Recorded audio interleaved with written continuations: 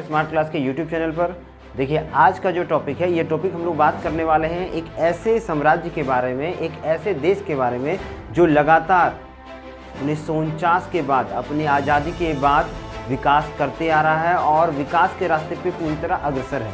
ये देश है चाइना। नाम से ही ये जितना छोटा है उससे ज़्यादा ये पावरफुल हो चुका है, क्योंकि इसके पास ऐसी प्रतिभा और ऐसे विचारधाराएँ थी जिसने इस देश को ताकतवर बना दिया। इसकी ऐसी विचारधाराओं और ऐसी कूटनीतिक कार्यों ने पूरे विश्व को अपने सामने आज झुकने पे मजबूर कर दिया है। पूरा विश्व इस देश के लिए, इस देश की बनाई वस्तुओं का आज आदी हो चुका है, उसे आदत लग चुका है। चाहे वो कुछ भी हो, एक पिन से लेकर के एक बिल्डिंग तक इसी देश की कंपनी बना रही है। आपको याद होगा कि बुर्ज खलीफा जो है विश्व का सबसे बड़ा बिल्डिंग है, इसे भी चाइना ने डेवलप किया है। साथ ही साथ विश्व का सबसे छोटा रोबोट जो है वो चाइना ही बनाया है, जो मुश्किल से कुछ 0.5 mm का है। अब देखिए, हम लोग इसका आते हैं मुख्य बात पर। यह है चाइना की अर्थव्यवस्था के बारे में। आज का जो चैप्टर है ये चाइनीज अर्थव्यवस्था पर है कि चाइना किस तरह, एक छोटे नाक वाला देश, एक छोटी आंख वाला देश, किस तरह बड़े बड़े सपने देखता है और उसे पूरा करता है। सबसे पहले इसकी कुछ हिस्ट्री को हम लोग जानते हैं। हिस्ट्री होता इसका क्या है कि 1 जुलाई 1867 यानी 1 जुलाई 1867 को ब्रिटेन का पूरा साम्राज्य यहाँ से तहस नहस हो जाता है। देखिए, चाइना पूरी रूप से गुलाम नहीं था, उसके कुछ ज़्यादा हिस्सों में गुलामी की जंजीरें थी, लेकिन पूरे हिस्से में वो गुलाम नहीं था और इसको कई टुकड़ों में बांटा गया था। इसलिए कई गणराज्य इस पर शासन करते थे और इसी के कारण इसे चीनी खरबूज कहा जाता था। खरबूज जो हम लोग खाते हैं ना, 3-4 भाग करते हैं ना, उसी तरह इस राज्य को या इस देश को 3-4 भागों में बांटा गया था। जैसे कुछ भाग पोलैंड के पास था, कुछ इंग्लैंड के पास था, कुछ ब्रिटेन के पास था और इस तरह से चीन जो था वो बटा हुआ था। लेकिन 1949 से 1948 के दरमियान में डॉक्टर सन्यात सेन ने झिंग वंश को, जब देखिए आज़ाद तो 1867 में हो गया था, तो लेकिन ये आज़ादी सिर्फ वहाँ के लोगों को, बाहरी लोगों से हुआ था, यानी यूरोप के लोगों से हुआ था और वहाँ राजतंत्र अभी भी था। तो वहाँ एक ऐसे सरकार का निर्माण करना था जो राजतंत्र को हटा करके एक ऐसी सरकार को स्थापित करे जो लोगों के बारे में सोचे, उसके बारे में ही काम करे। इसलिए 1948 से 1949 में डॉक्टर सन्यात सेन ने झिंग वंश को वहाँ से हटा करके, उसका तख्ता पलट करके वहाँ पर एक राष्ट्रपति शासन को लागू किया।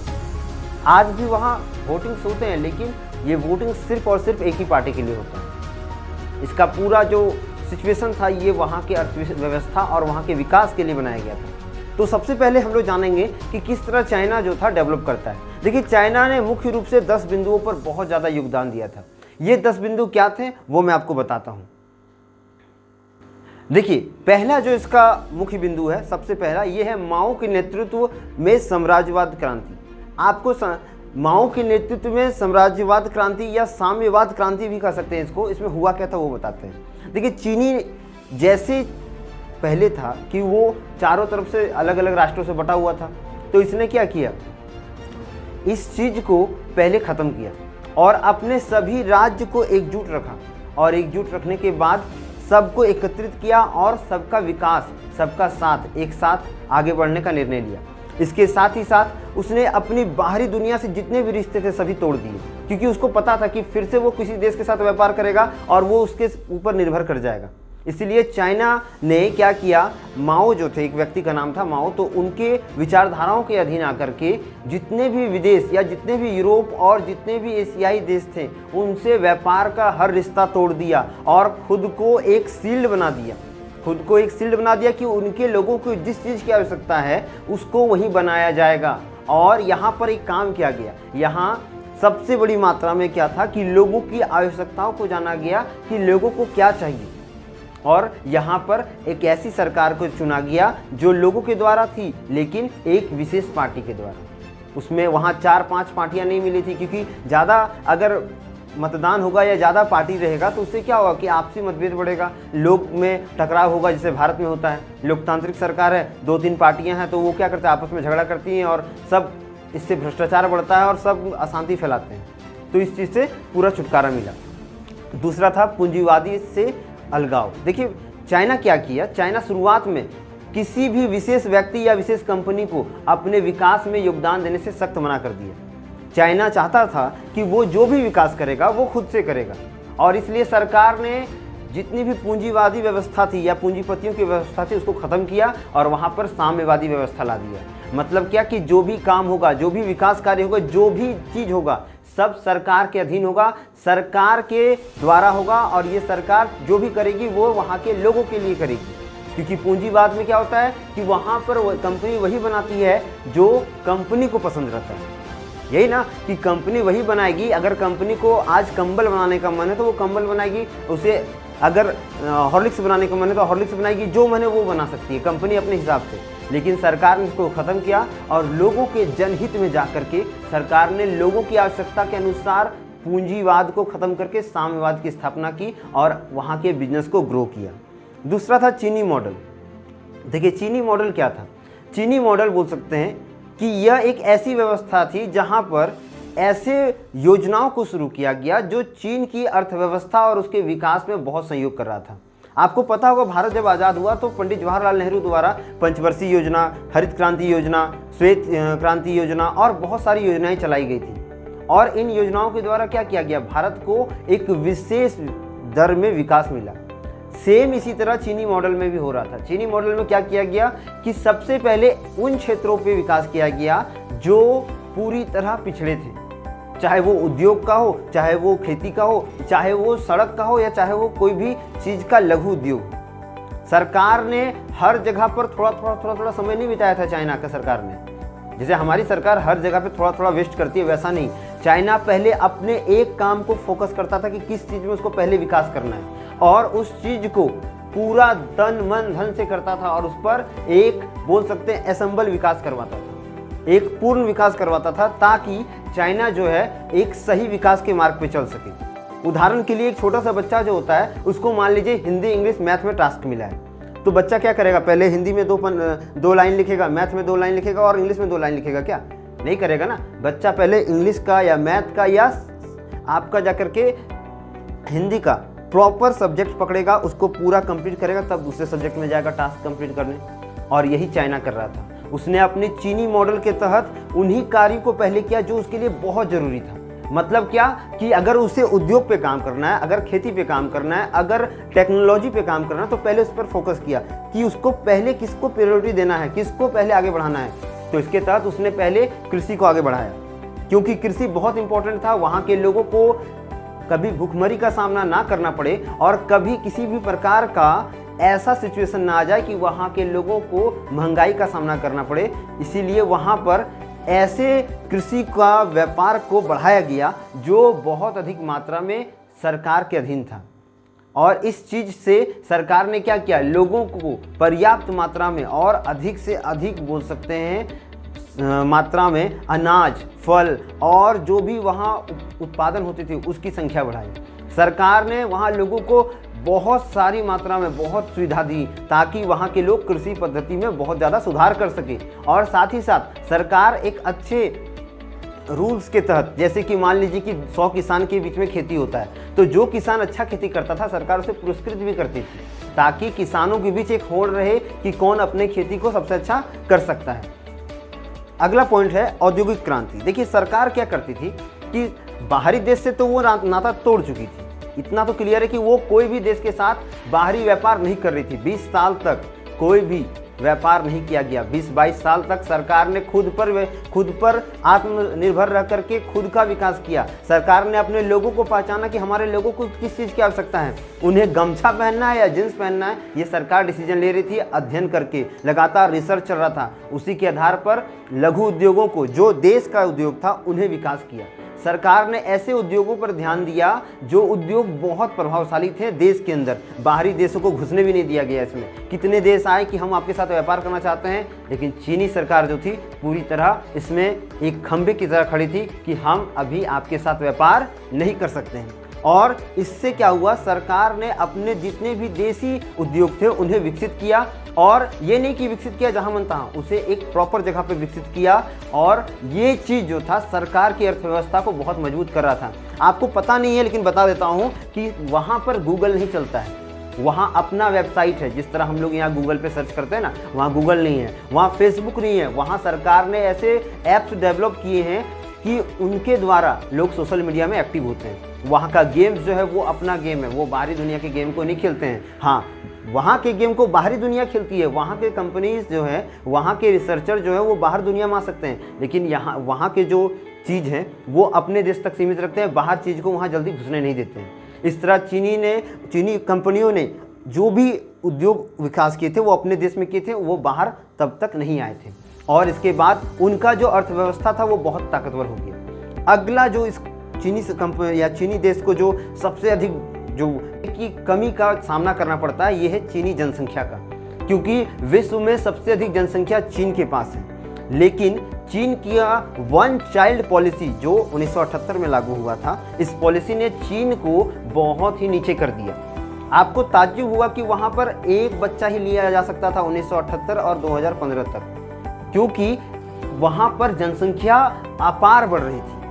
लोगों में लगातार जनसंख्या वृद्धि होने के कारण सरकार निरस्त हो चुकी थी और इससे भुखमरी, महंगाई और बेरोजगारी की दर बढ़ सकती थी। इसलिए चाइना ने पहले क्या किया, चाइना ने अपने जितने भी जनसंख्या दर था उसे कंट्रोल किया और उसके तहत वहाँ पर एक कानून बनाया कि किसी भी दंपत्ति का, किसी भी पति पत्नी का मात्र एक बच्चा रख सकते हैं। ये 2015 तक था, उसके बाद इसको चेंज कर दिया गया। इसका कारण ये था कि चाइना इससे जनसंख्या पे तो नियंत्रण कर रहा था, लेकिन धीरे धीरे चाइना बूढ़ा होते जा रहा था, क्योंकि चाइना में युवाओं की संख्या कम हो रही थी और बूढ़ों की संख्या ज़्यादा हो रही थी। ये एक अनबैलेंस हो गया था जो चीन की एक गलती थी, लेकिन चीन ने इसे दोबारा सुधार लिया और 2015 में क्या किया, एक निश्चित नियम के तहत अपने आप को आगे बढ़ाया। आज वहाँ 2 बच्चे रख सकते हैं लोग और अच्छे से विकास कर रहा है। देखिए, इसके बाद चाइना ने एक और नीति अपनाई जिसका नाम था अमेरिका के साथ संबंध। देखिए, चाइना ने क्या किया, सबसे पहले डायरेक्ट उस देश से जाके हाथ मिलाया, क्योंकि पहले तो चाइना जो था वो विदेशी व्यापार से पूरी तरह अलग हो चुका था। लेकिन इसके बाद जब उसने अपने दरवाजे खोले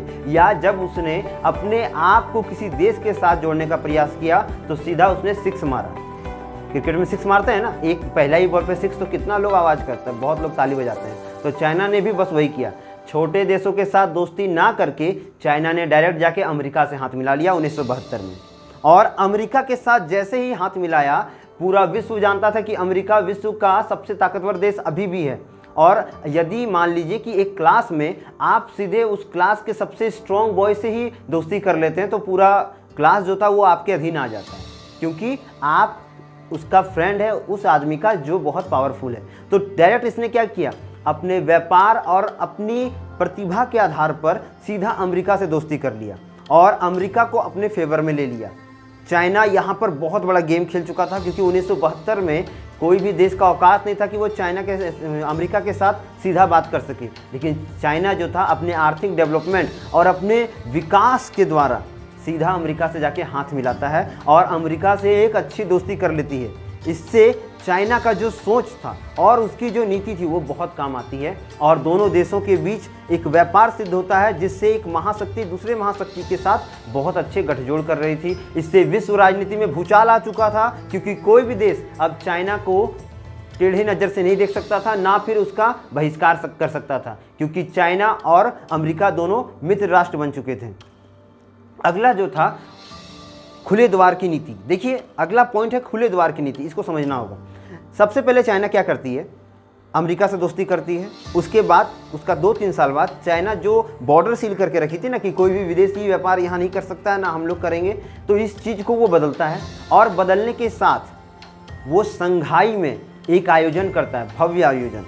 क्योंकि यहाँ पर देखिए, चाइना जब व्यापार नहीं कर रहा था तो विदेशी जो संगठन थे, WTO थे, वर्ल्ड ट्रेड ऑर्गेनाइजेशन, या फिर बोल सकते हैं विदेशी निवेशक जो थे, वो लगातार चाइना पे दबाव बना रहे थे। तो चाइना ने एक दिमाग लगाया कि जितने भी उसके क्षेत्र हैं जहाँ ज़मीनें बेकार पड़ी हैं, बंजर पड़ी हैं, जहाँ ज़मीनों का कोई यूज़ नहीं है, उन ज़मीनों पर सीधा क्या किया गया, बाहरी कंपनियों को आने का न्योता दे दिया गया कि आप आओ और यहाँ आके व्यापार करो, यहाँ आके फैक्ट्री खोलो।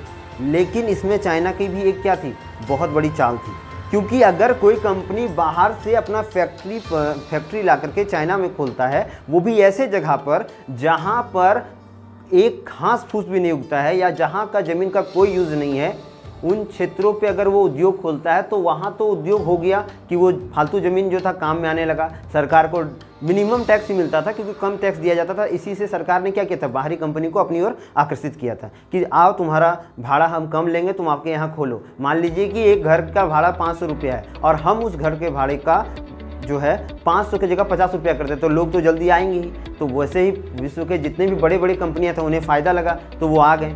साथ ही साथ चाइना ने क्या किया था, इसको लागू करने से पहले अपने जितने भी लोग थे ना, उनको सबको शिक्षित किया। मतलब चाइना ने शिक्षा व्यवस्था पर पूरा खर्च किया था। अपने लोगों को पहले ही 20 साल तक अच्छी तैयारी, अच्छी रणनीति, IITI, IIT और टेक्नोलॉजी में बहुत ज़्यादा अपग्रेड कर दिया था। तो जब कोई भी देश का लोग यहाँ आया, बाहरी देश के लोग जब यहाँ के निवेश करने लगे, यहाँ फैक्ट्रियाँ खोलने लगे, तो चाइना ने क्या किया, अपने लोगों को उसमें डालना शुरू कर दिया। क्योंकि वो बेरोजगार थे तो उसका सीधा बहाव किधर हो गया, बड़ी बड़ी कंपनियों की तरफ हो गया। और कंपनियों के मालिक जो विदेश के थे, चाहे वेस्टर्न हो या ईस्टर्न हो, जहाँ के भी कंपनी थे, वो आराम से चाइनीज़ लोगों को उसमें भर्ती ले रहे थे। क्योंकि वे लोग पढ़े लिखे थे, सक्षम थे सोचने समझने और कुछ करने में। वो लगातार नए नए एक्सपेरिमेंट कर रहे थे। इसका पूरा फ़ायदा चाइना उठाता है और अपने लोगों को भी रोजगार देता है और बेरोजगारी के मार से अपने देश को भी बचा लेता है। इस तरह से चाइना ने क्या किया, बाहरी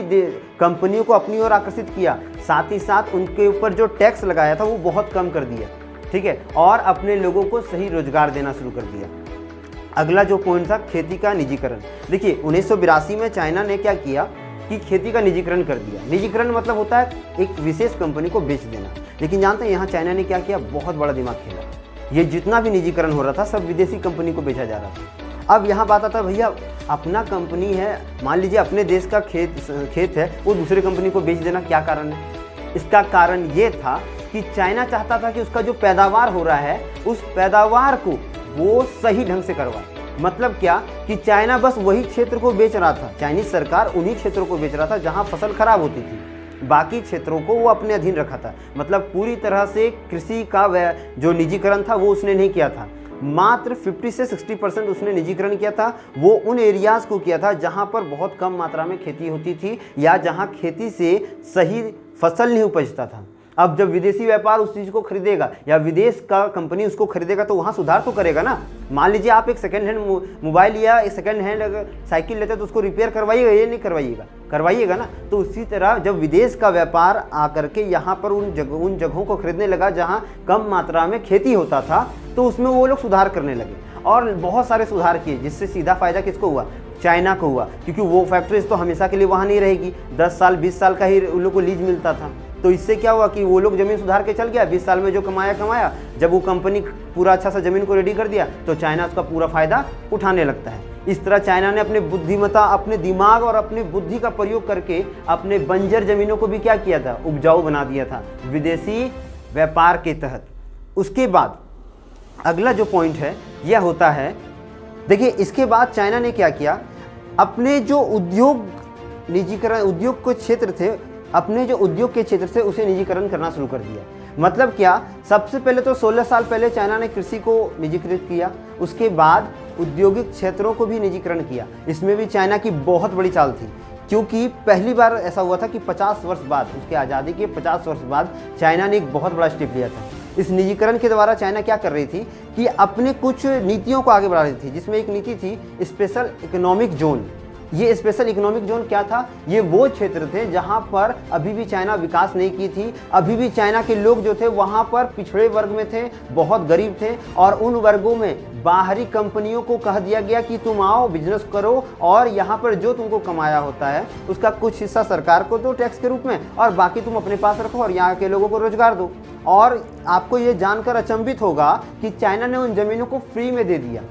इससे क्या हुआ कि वहाँ की सरकार जो थी वो बहुत ज़्यादा क्या हुई, एग्रेसिव हो गई, और इसके तहत सरकार ने एक निश्चित प्लान लगाया और इस प्लान के तहत सरकार ने अपने लोगों का तो फ़ायदा किया ही, और इसके तहत चाइना ने अपना विकास तो किया ही किया, साथ ही साथ अन्य देशों के साथ, जो यूरोप के देश थे, उनके साथ मित्रतापूर्वक संबंध बनाए। इस संबंध से चाइना के हाथ और मजबूत हो गए। चाइना अर्थव्यवस्था में अब ऊंचे छलांग लगा रहा था और वर्ल्ड ट्रेड ऑर्गेनाइजेशन में वो स्थायी सदस्यता के साथ साथ एक स्थायी रूप से एक बहुत बड़ी ताकत के रूप में उभरा। सन 2001 में चाइना ने विश्व व्यापार संगठन में अपना नामांकन करा लिया। देखिए, चाइना स्थायी सदस्य था कब? जब यूएन बना था, जब यूनाइटेड नेशन बना था। लेकिन WTO वर्ल्ड ट्रेड ऑर्गेनाइजेशन में इसने 2001 में हस्ताक्षर किया और इसके बाद इसे एक बहुत बड़ा खुला क्षेत्र मिल गया जहां पर ये अन्य देशों के साथ व्यापार कर सकता था।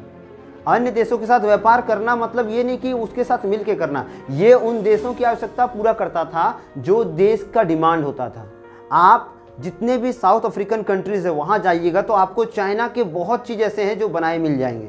जैसे वहाँ चाइना का द्वारा बनाया गया वहाँ रेल पटरी है, चाइना के द्वारा वहाँ एयरलाइंस बनाए गए हैं, बड़े बड़े मॉल बनाए गए हैं, सड़क बनाई गई है, बहुत कुछ। और चाइना ने इस तरह से कई तरीक़ों से मिल करके अपनी अर्थव्यवस्था को मजबूत किया। इस तरह से चाइना ने क्या किया, विश्व व्यापार संगठन के द्वारा अपने को जब वहाँ पर खड़ा किया तो चूँकि ये एक स्थायी सदस्य था तो इसको पूरा फ़ायदा वहाँ मिला। और अन्य देश जो थे वो जानते थे कि चाइना और अमेरिका के साथ अच्छा दोस्ती है, तो इसके कारण सभी देश जो थे बहुत कम समय में चाइना के साथ व्यापार करने के लिए तैयार हो गए। और इस तरह से चाइना ने अपने आर्थिक व्यवस्था और आर्थिक नीति के तहत खुद को बहुत ताकतवर और मजबूत बनाया। आपको ये जान के और एक बात बहुत अचंभित होगी कि चाइना ने किसी भी देश के साथ कोई भी युद्ध अभ्यास अभी तक नहीं किया है। मतलब अपनी आर्मीज़ को और अपनी सेना के पार्ट्स को, जितने भी सेना है इसके पास, उसका कभी भी किसी दूसरे देश के साथ कोई परीक्षण नहीं करता है चाइना, क्योंकि वो अपनी गुप्त नीतियों के तहत चलता है और जो भी करता है वो छोटा मोटा काम करके वो दूसरे छोटे देशों पर कब्जा करने का प्रयास करता है। उन पर अपना आधिपत्य दिखाने के लिए उन्हें धन का लालच देता है। तो आशा करते हैं कि चाइना से जुड़ी ये सभी पॉइंट्स आपको बहुत अच्छे से समझ में आ गई होगी। और ये करने का मुख्य कारण चाइना का ये था कि चाइना चाहता है कि 2040 तक वो अमेरिका को नीचे करके खुद ऊपर हो जाए। तो आज का वीडियो हम लोग यहीं तक रखते हैं, मिलेंगे अगले वीडियो में। तब तक के लिए चैनल को लाइक करें, शेयर करें और सब्सक्राइब करें। वंदे मातरम, भारत माता की जय।